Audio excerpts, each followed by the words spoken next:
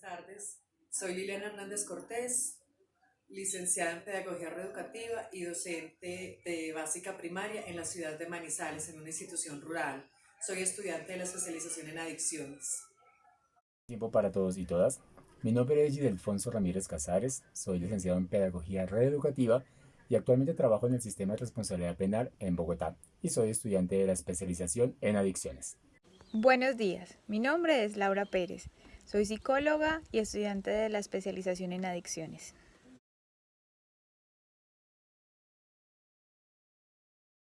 Para hablar de políticas antidrogas, se debe hacer énfasis en una serie de ideas, desde las cuales se establecen normas, reglas, medidas, sanciones, modelos y políticas en pro de mantener un paradigma de poder y control que legitima la violencia por encima de la vida, desde donde se categoriza qué es bueno, verdadero y hasta puro. Históricamente, las drogas han sido una preocupación y un desafío para todos los países. Y en pro de controlarlas han instaurado diferentes maneras para hacerlos, pero ninguna ha funcionado. Es aquí donde Estados Unidos ha tenido un papel importante y decisivo gracias a su importancia ante los organismos que controlan la droga e instaura un enfoque prohibicionista. ¿A qué se refiere la palabra prohibicionista? Es en la época en la que Estados Unidos mantuvo la ley seca o ley de la prohibición entre 1919 y 1933, época en la que se consideró ilegal la producción, la distribución y la venta de alcohol en el territorio estadounidense. En la historia del uso de las drogas, el que en la actualidad sean consideradas sustancias prohibidas y perseguidas resulta prácticamente lógico e indiscutible para muchas personas en el mundo, casi una situación obvia, pues se ha vendido la idea de ser sustancias dañinas, peligrosas, que enferman, matan y que se han constituido en un flagelo para la sociedad, un flagelo que debemos derrotar. Haciendo un poco de historia, Inglaterra durante la mitad del siglo XIX logra consolidarse como principal productor de opio en las Indias Orientales, donde su interés económico les lleva a preservar el incremento del comercio de la droga a cualquier precio. Pero el gobierno chino, que buscaba restringirlo por los graves problemas de salud pública que estaba ocasionando, hace que se termine en las ya conocidas guerras del opio, dando origen a un tipo de guerra contra y a favor de las drogas. La producción, distribución y patrón de consumo dejaron de estar asociadas a rituales religiosos y usos médicos, para convertirse en la primera epidemia de consumo de drogas, tal como la podemos definir en la modernidad. Las drogas pasaron a estar configuradas por intereses lucrativos y variables políticas, que empiezan a configurarlas como una mercancía a defender por su beneficio económico, y la población pasa a ser un potencial mercado a conquistar, premisa que se continúa manteniendo hasta la actualidad. Surge entonces un nuevo patrón de consumo estimulado por la presión de los intereses ligados a la oferta económica y poderes políticos, lo que lleva que en 1909 se desarrolla en Shanghái, China, la primera conferencia internacional sobre el opio. Si bien esta conferencia no se tradujo en ningún instrumento legal específico, se fijó las bases para la llamada Convención Internacional del Opio, firmada en El Haya de 1912, que constituyó el primer acuerdo internacional entre estados con el fin de regular el comercio de estupefacientes y restringir su uso con fines científicos y o médicos, colocando en marcha a partir de inicios del siglo XX estrategias de control y prohibición de drogas que dieron origen a lo que hoy llamamos prohibicionismo. En 1912 y 1919 surge en Estados Unidos una serie de prohibiciones que mantienen el estigma de control social bajo un velo de protección moral, religioso y cultural, que pasó del cuidado de lo humano a la persecución del mismo. Es decir, la droga, que para entonces era medicinal y terapéutica, pasa a ser destructiva, y quienes le daban uso médico eran ahora los perseguidos por volver adictos a sus pacientes, concluyendo en que el control sobre las drogas pasa de la vigilancia médica y farmacéutica a un control policial, dando origen a la justicia y las fuerzas de seguridad como dos nuevos actores claves en el desarrollo de la prohibición. La culpabilización de las drogas como el origen de los males sociales, sustentada en el discurso político de que los narcóticos son la causa principal de los problemas sociales y los daños de la salud, fue un motor poderoso y decisivo para lograr instaurar e instalar como fuerza la idea de la prohibición.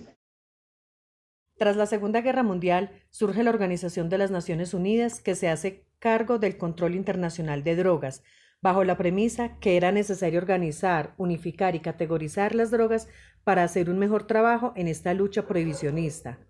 En 1961, a través de la Asamblea General de las Naciones Unidas, se adopta la llamada Convención Única de Estupefacientes, la cual deroga y reemplaza las distintas normas que hasta el momento regulaban las actividades relacionadas con la droga, la cual se consolida como una cruzada contra las drogas. En 1961 surge también la llamada Junta Internacional de Fiscalización de Estupefacientes, que hoy junto con la Comisión de Estupefacientes y la Oficina de las Naciones Unidas contra la Droga y el Delito conforman el régimen internacional de control de drogas, que realmente, como se evidencia por su resultado, ha logrado instaurar políticas de poder, control y terror que amparan bajo el supuesto velo de bienestar social. Una soterrada paradoja en la lucha contra las drogas que se mantienen activos, organismos que se alimentan de las mismas drogas como condicionantes económicos y políticos que sostienen ciertos sectores únicamente.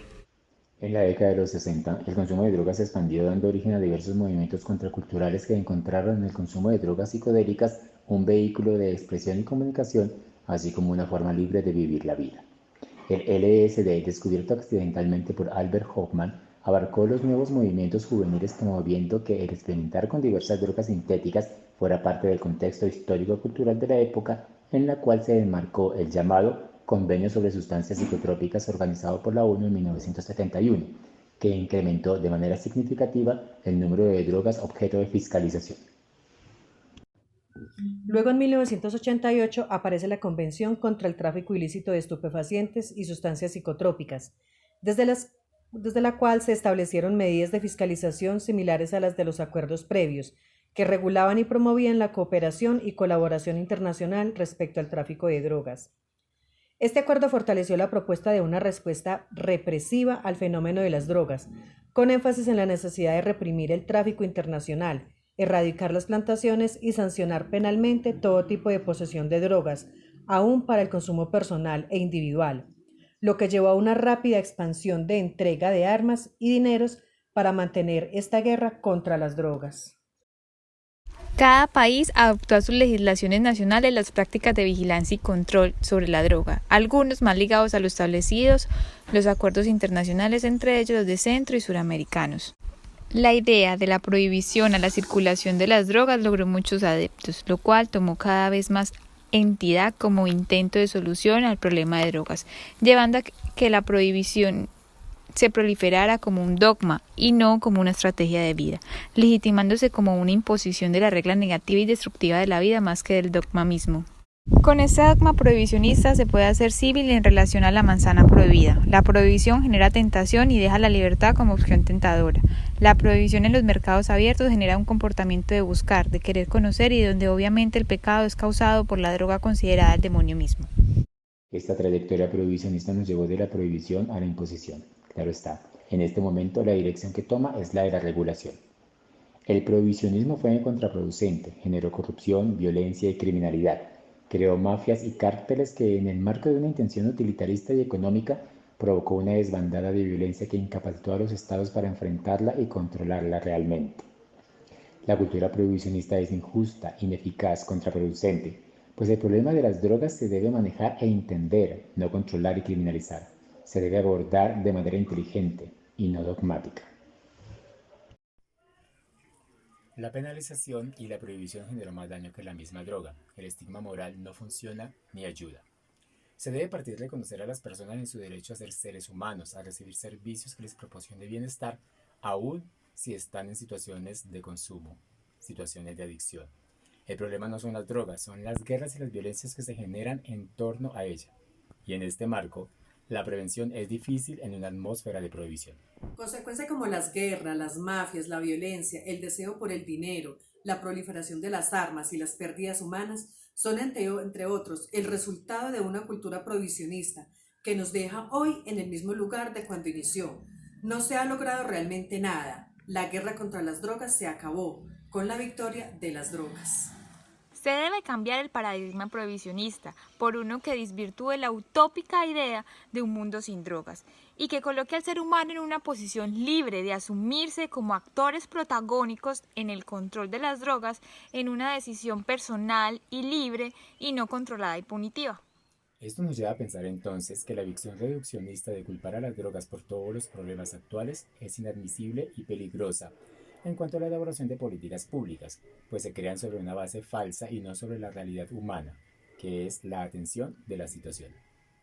Y en este punto de nuestra reflexión propondríamos difundir mucho más el modelo de reducción de daños, el cual interpreta, a diferencia del prohibicionismo, que el consumo de drogas es en parte una realidad inevitable para nuestras sociedades de consumo, con el cual sí es cierto que debemos vivir, pero que podemos manejar.